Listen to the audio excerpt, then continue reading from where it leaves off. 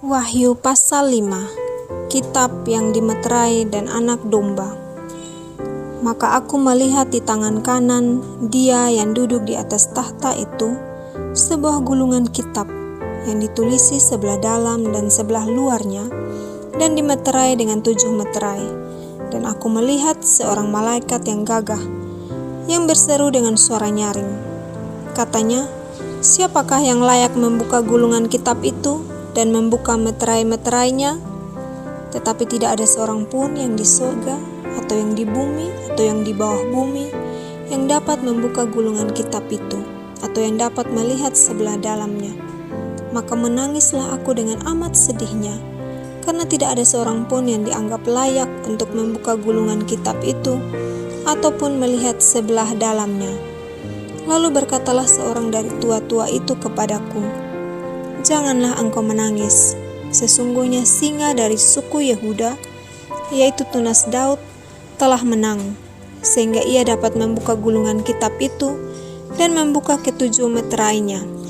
Maka aku melihat di tengah-tengah tahta dan keempat makhluk itu, dan di tengah-tengah tua-tua itu berdiri seekor anak domba seperti telah disembelih, bertanduk 7 dan bermata 7.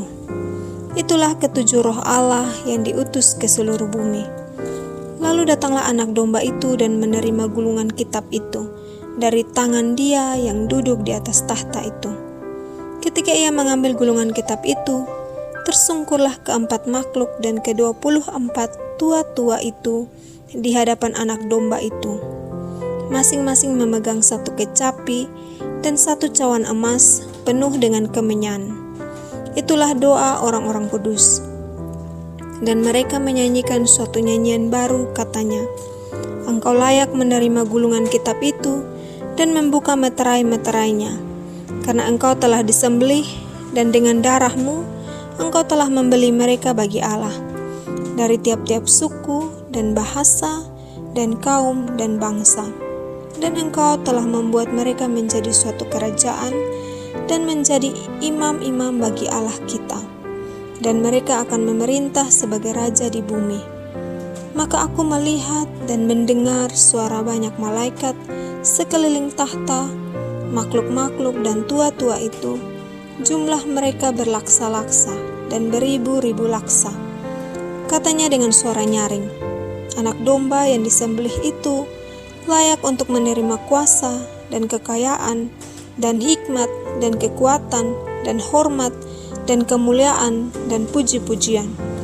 Dan aku mendengar semua makhluk di sorga dan yang di bumi dan yang di bawah bumi dan yang di laut dan semua yang ada di dalamnya berkata, "Bagi Dia yang duduk di atas tahta dan bagi anak domba adalah puji-pujian dan hormat dan kemuliaan dan kuasa sampai selama-lamanya."